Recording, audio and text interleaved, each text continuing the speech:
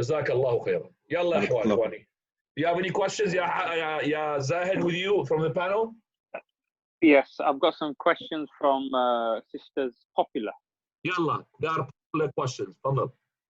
Okay. The first question is the verse, when the Quran is recited, then listen to it and pay attention that you may receive mercy. Is it only referring to when we hear the recitation of the Imam in Salah, or any recitation of the Quran even outside the Salah?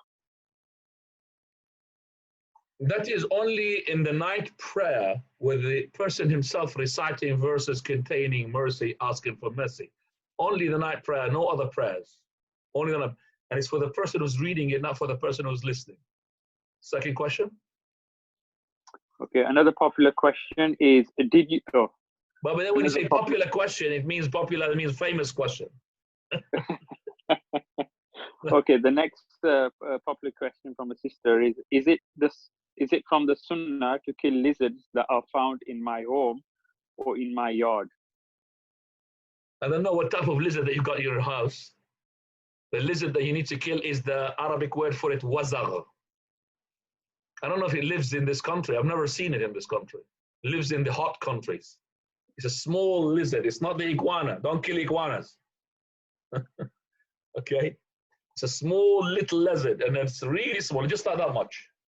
Maybe a bit bigger, but very thin. And if you hit it anywhere apart from the head, still will live. It will still go. If you even hit 3/4 of it, and the head is there, it will live. It will grow later on. But if you want to hit it properly on the head, you hit it from the first time, 100 hasana. Second time, 99. And downwards. Nah, that's Hadith Sahih Bukhari. Because this lizard was the animal which was throwing or blowing onto the fire whom he, sallallahu alaihi wasallam, was thrown into it by his people. Now.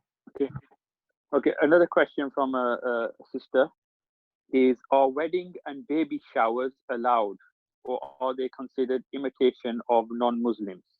Do what? Because it's breaking up. Is it what? Weddings and baby showers. So just before you have a baby. Weddings and baby shower. Yeah, are they allowed, or are these considered? What is the link between weddings and baby shower? I don't understand that. I think sometimes before you have a wedding, you get together and you give each other gifts, or the girls get together and. So what is the baby shower linked to the wedding? The baby shower is a different function, but it's similar, where you give gifts. I don't understand the question. See, that's the problem. I mean, the sister who put the question, he put it in a not really a good way of me to understand what is the wedding. I want to understand what is in the wedding that is imitate the kuffar, so I could really answer it. But lots of things in the weddings are halal, and lots of things are haram, so I don't know which one. Okay, so could you answer the baby shower one? Very clear. That's why I just said, sometimes the sister, she's asking, it would be better to ask on the microphone, could ask to clarify. I don't understand the question. The weddings are lots of things which is halal into it, so I don't know. Having the baby shower, it doesn't make sense. Can you just give me another question that makes sense to me? Okay, there's another question from a sister, but it doesn't say it's from Popular.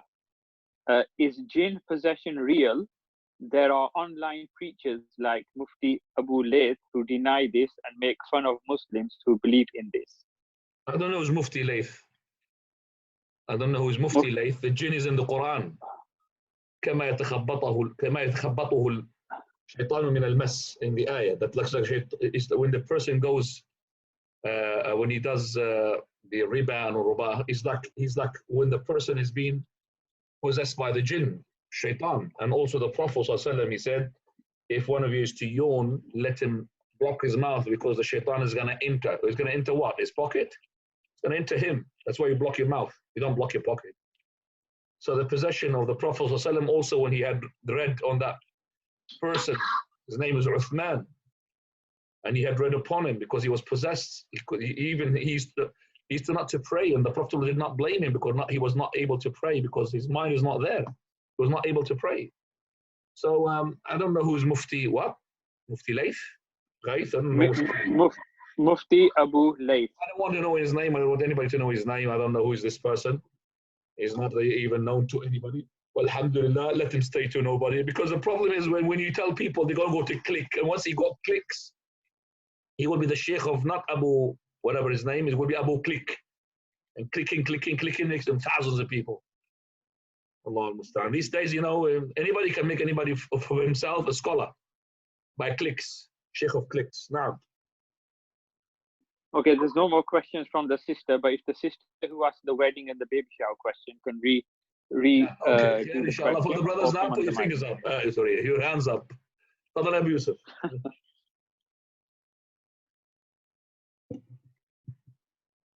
Yalla, Yusuf. Sorry. It's my fault. I need to allow you first. Okay, you're allowed to unmute yourself.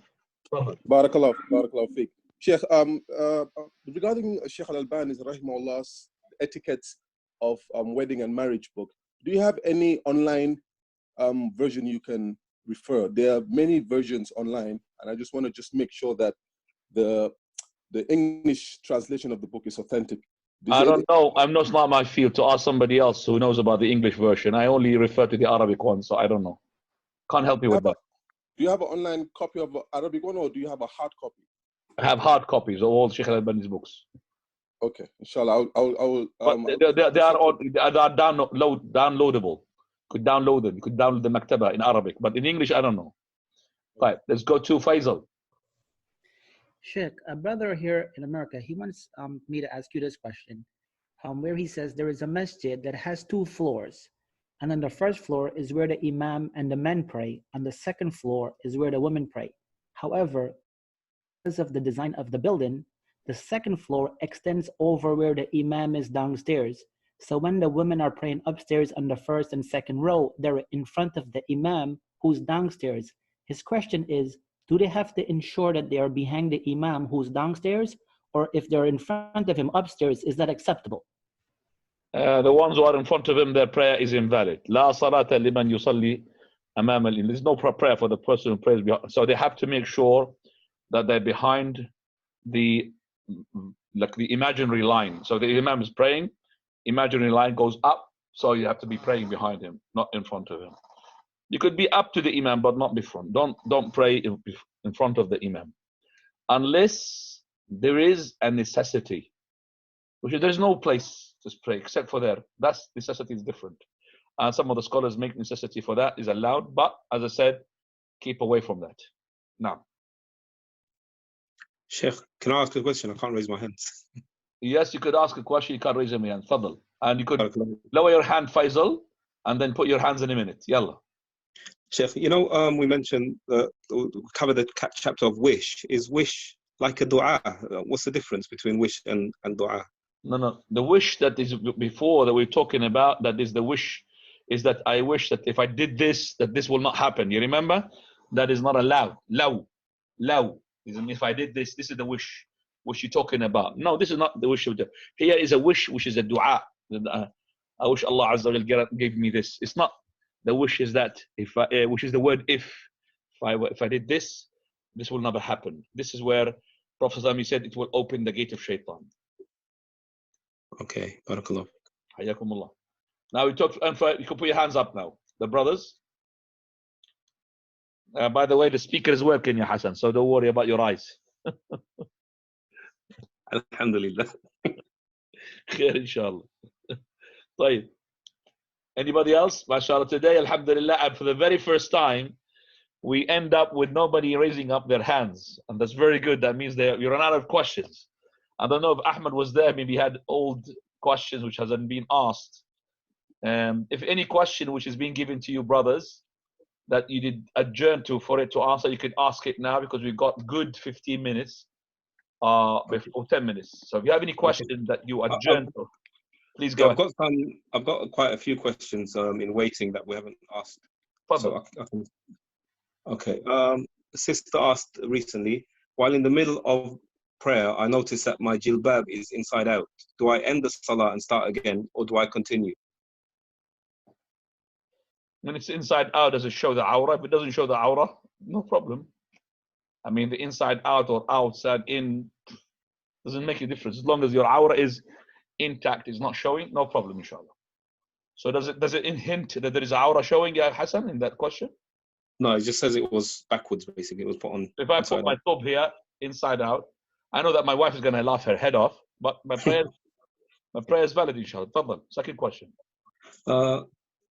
If a woman asked for kulun, is that khula? I'm not sure, and had performed her 1 month iddah, didn't see or her period and had left.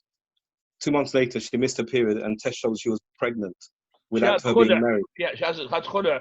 Whether it doesn't matter. The khula, the iddah of it is not an iddah in the house of the husband. You're outside. So if you leave or you leave, you could leave. You have to leave from the first day.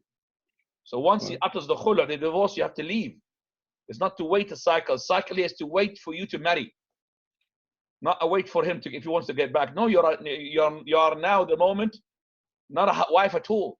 Once he utters the khula, which is a divorce from the husband on the request of the wife with a compensation, straight away divorce will take and will dismantle and dissolution of the contract, and she will be not his wife, and she has to leave. But this one, she cannot get married until she has a month, which is a cycle, or she's pregnant until she drops her baby. Now. Okay, I think Zahid got a question on the chat, so I'll go to him quickly. So, Sheikh, the clarity on the baby shower and the wedding shower. A baby shower is when women get together to receive gifts for the newborn. Is that allowed? To receive gifts, just to receive gifts, or to have a shower? No. To receive gifts, they all get together, like all the girls get together, women get together, and they get gifts and give them to the either. No problem. When a child is born, to give gifts to the child is no problem, inshallah. Okay, and but similarly, not to become a burden. Basically, like for example, becomes like, oh, somebody else's children has. We can't go empty-handed. We have to go with something. That's not allowed.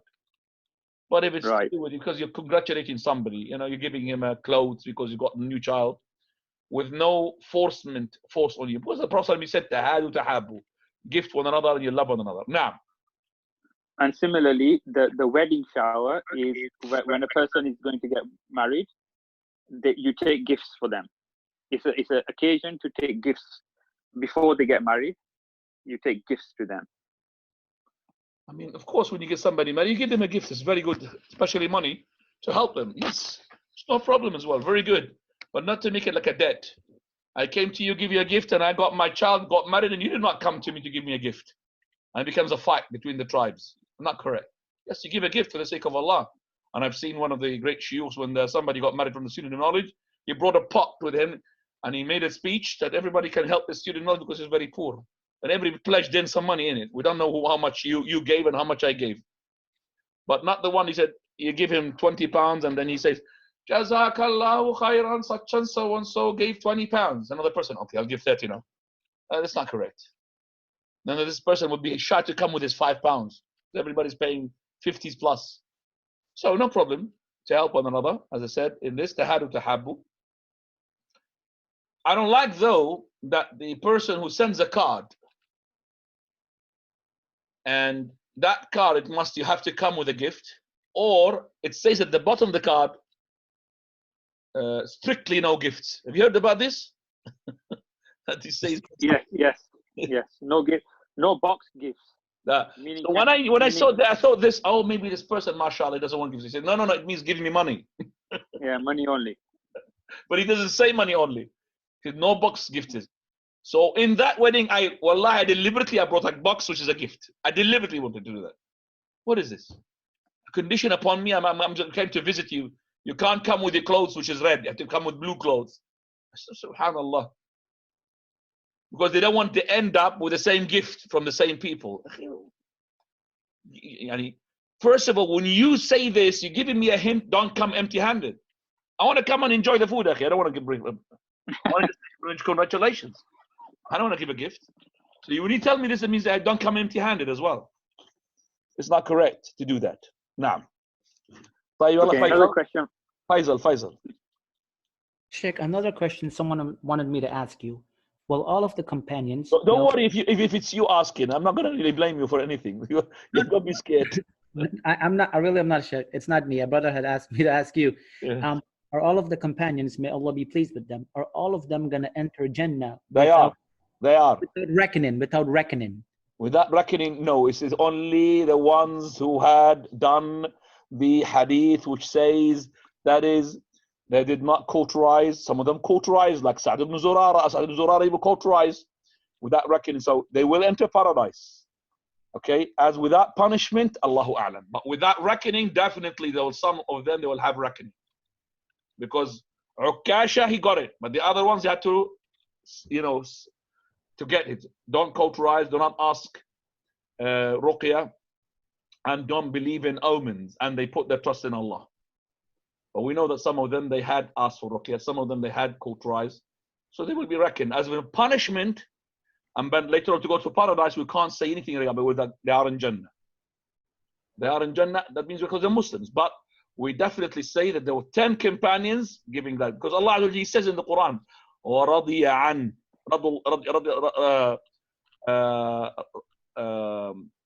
وَرَضُوا عَنْ, that they are pleased with what He prepared for them. Okay? That they are pleased with what Allah prepared for them in paradise. رَضِيَ اللَّهُ عَنْهُمْ وَرَضُوا عَنْ. رَضِيَ اللَّهُ عَنْهُمْ وَرَضُوا عَنْ. نعم. In Surah At-Tawbah, verse 100. نعم. Sheikh, I got another question from on the chat. If someone has a gas problem beyond what he or she can control, which makes the person break the salah and do wudu repeatedly, what is the ruling on this individual? This person got something called flatulence, and the same person has got incontinence, which is uncontrol of urine. We tell him that you cannot make wudu until the prayer time starts. So let's say Dhuhr kicks in 1 o'clock, you can't make wudu before 1 o'clock. Once 1 o'clock comes in, you make the wudu, and that wudu will last you until Asr. And even though you have passed wind so many times, or you went to the toilet to urinate so many times, because you have the symptom, we call you from the Arabic language, Ahlul A'dhar, the people of excuse. You are from the people who are excused. But as I said, you cannot make the wudu before the time, unless you make the wudu, okay, which will be enough for 2 prayers at the end. So you make wudu before the end of the Asr. So you make Dhuhr at the end of Dhuhr and Asr at the beginning of Asr with 1 wudu, inshallah, no problem. No. But they say that this is where the person's wudu will break even. Let's say he did not pass any wind, that it will break straight away at the beginning of the next time, the following time, prayer time. Now, another question from the Abdullah. Sure. The reward for praying inside Masjid al-Nabawi, is that just restricted to the masjid, or can you get the reward for praying in the courtyard of Masjid al-Nabawi as well? As long as the rows are intact, that could extend to the streets. It could extend to the hotels. If the rows are intact as well, they are in contact. If there's no, for example, it's not like, for example, masjid is empty, you are praying outside. Masjid is empty. Why are you praying outside? Then you get inshallah, the reward. طيب, let's go to Faisal. I think Faisal forgot to put his hands down, Sheikh. Okay, put your hands down, Faisal. Let's go to questions from the panel. Okay. Okay. Oh, sorry, go on. Say it. So if the Quran is being recited, do we have to remain silent, or is this only in the That's what Allah prayer? says. That's what Allah says. فإذا قرئ القرآن فاستمعوا له وأنصتوا. If the Quran is to be recited, listen. Quiet and listen. فاستمعوا له, listen. وأنصتوا, be quiet. So you can't put the Quran in the background where it's being recited, as some of the people they do, and then they talk. طيب. One question for Hassan, and that's it. تفضل. Okay. How does a marriage which the mahr is recitation of part of the Quran be resolved in a situation of khula? Huh? How is? It's like the mahr they given was a recitation of the Quran. But now they're going through khula. I said to the people, I don't know, they're making a question up, doesn't matter. I said number of times, you cannot have a mahar of recitation of the Quran. Don't use the hadith. The hadith, the Prophet exhausted the person who wants to get married and that he hasn't got anything to give. And then he said to him, give him clothes. He said, if a messenger ever got, give her my clothes, I got no clothes to put on. He had nothing. But to say that from the beginning, that, oh, my mahar, I wanted, for example, you recite Surah Al-Baqarah. That's not mahar, ikhwan. Mahar has to be something, property. So it's incorrect to think that the blessings of Allah will go to the women who will ask for her husband to give her Surah Al-Baqarah or Surah Al-Imran as a mahar. That's not correct. So let's say that this person married and he had the mahar of recitation of the Quran. So we're going to send him, give me Quran back. It's memorizing of him. That is to teach her to her. I can't just say to you, I'm going to forget some of the Quran for you to compensate. Now, but you could give a date. One date, as Ibn Uthaymeen said, just one date. And even as Shaykh al-Islam Taymiyyah, he said, when she has asked for khulu', she has given up already the nafaqah of hers, the expenditure. So that's why we said there's a difference among the scholars. Is there need to be a iwad? Does there need to be compensation? The correct opinion, wallahu alam, doesn't need to be iwad, because as I said, the husband can waive that iwad out. I don't want it. Khalas. You ask for the divorce, I don't want it. You want it, take it, and that's khulu'. والله تعالى أعلم وسبحانك اللهم بحمدك أشهد أن لا إله إلا أنت أستغفرك وأتوب إليك. بارك الله فيكم.